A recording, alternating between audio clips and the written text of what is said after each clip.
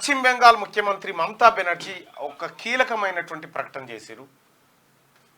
అక్కడ first phase second phase election అయిపోయిన తర్వాత ఈవీఎంలో ఏకదం 5.75% ఓటేజ్ పెరిగిందట.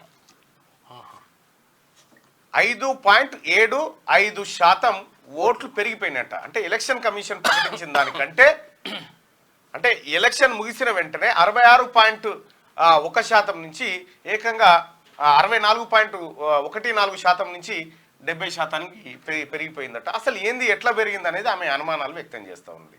భారతీయ జనతా పార్టీ ఓడిపోయేటువంటి ప్లేసుల్లోనే ఈ పెరుగుదల కనిపిస్తుందని చెప్పి ఆమె నిన్న కీలకమైనటువంటి ఆరోపణ చేసింది.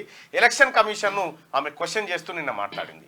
మరి అది ఎంతవరకు నిజం ఏం కథ అనేది తెలవాలి. కానీ 2018లో టీఆర్ఎస్ పార్టీ ఎన్నికలు జరిగినప్పుడు కూడా, టీఆర్ఎస్ పార్టీ మధ్యంతర ఎన్నికకు పోయినప్పుడు కూడా ఓవర్ నైట్లో 8 నుంచి 10% వరకు ఓట్లు పెరిగినాయి. అవును, ఓవర్ నైట్లో పెరిగిపోయినా అది ఎట్లా సాధ్యమైంది ఎవరికి అర్థం కాలే. అయితే విషయం ఏంటంటే మరి ఈవీఎంలు మ్యానిపులేట్ చేయొచ్చా, ఇంకేమైనా చేయొచ్చా, మరి మొన్న కాంగ్రెస్ పార్టీ గెలిచింది అవే ఈవీఎంలతో కదా అనేటువంటి క్వశ్చన్లు కూడా రేజ్ అవుతూ ఉంటాయి. ఇట్లా రకరకాలుగా దాని చుట్టూ ముడిపడి ఉన్నాయి. కాబట్టి అక్కడ మమతా బెనర్జీ చెప్తున్నటువంటి అంశం అయితే ఈవీఎంలలో 5.75% ఎక్కువ ఓటింగ్ నమోదు కనిపిస్తూ ఉంది. అసలు ఏం జరిగిందనేది ఆమె ప్రశ్న. సో ఆమె లేవనెత్తినటువంటి ప్రశ్న ఇవాళ భారతదేశాన్ని మొత్తం ఆలోచింపజేస్తూ ఉంది. అసలు ఏం జరుగుతూ ఉంది అనేటువంటి ఆందోళన చెందుతూ ఉంది.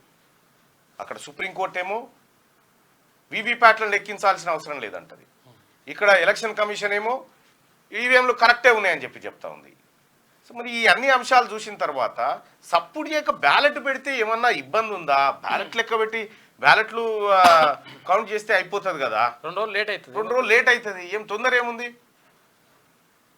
అనేది ఇంకొక మేధావి వర్గం నుంచి వస్తున్న చర్చ.